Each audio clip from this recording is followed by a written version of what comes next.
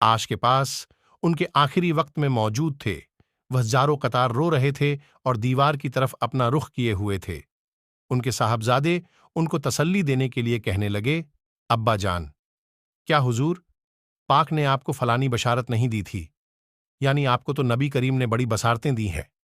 یہ سن کر انہوں نے دیوار کی طرف سے اپنا رخ بدلا اور فرمایا، سب سے افضل چیز جو ہم نے آخرت کے لیے تیار کی ہے، اس بات کی شہادت ہے کہ اللہ تعالیٰ کے سوا کوئی عبادت کے لائق نہیں، اور محمد مصطفیٰ صلی اللہ علیہ وسلم اللہ تعالیٰ کے رسول ہیں۔ میری زندگی کے 3 دور گزرے ہیں۔ ایک دور تو وہ تھا جب کہ رسول پاک سے بغض رکھنے والا مجھ سے زیادہ کوئی اور شخص نہ تھا، اور جب کہ میری سب سے بڑی تمنا یہ تھی کہ کسی طرح آپ پر میرا قابو چل۔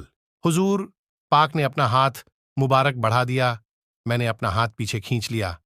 آپ صلی اللہ علیہ وسلم نے فرمایا، عمر یہ کیا ہے؟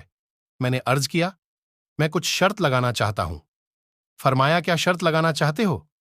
میں نے کہا، یہ کہ میرے سب گناہ معاف ہو جائے۔ آپ نے فرمایا، عمر کیا تمہیں خبر نہیں کہ اسلام تو کفر کی زندگی کے گناہوں کا تمام قصہ ہی پاک کر دیتا ہے، اور ہجرت بھی پچھلے تمام گناہ معاف کر دیتی ہے، اور حج بھی پچھلے سب گناہ ختم کر دیتا ہے۔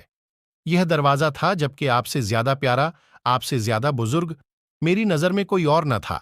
آپ کی عظمت کی وجہ سے میری یہ تاب نہ تھی کہ کبھی آپ کو نظر بھر کر دیکھ سکتا۔ اگر مجھے آپ کی صورت مبارک پوچھی جائے تو میں کچھ نہیں بتا سکتا، کیونکہ میں نے کبھی پوری طرح آپ کو دیکھا ہی نہیں تھا۔ کاش اگر میں اس حال پر مر جاتا تو امید ہے کہ جنتی ہوتا، پھر ہم کچھ چیزوں کے متعلق اور ذمہ دار بنے، اور نہیں کہہ سکتے کہ ہمارا حال ان چیزوں میں کیا رہا۔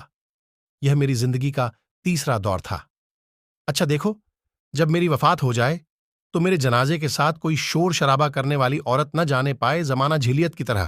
آج میرے جنازے کے ساتھ ہو، جب مجھے دفن کر چکے ہوں تو میری قبر پر اچھی طرح مٹی ڈالنا، اور جب فارغ ہو جاؤ تو میری قبر کے پاس اتنی دیر ٹھہرنا جتنی دیر میں اونٹ جبھے کر کے اس کا گوشت تقسیم کیا جاتا ہے، تاکہ تمہاری وجہ سے میرا دل لگا رہے اور مجھے معلوم ہو جائے کہ میں اپنے رب کے بھیجے ہوئے فرشتوں کے سوالات کے جوابات کیا دیتا ہوں۔ یہ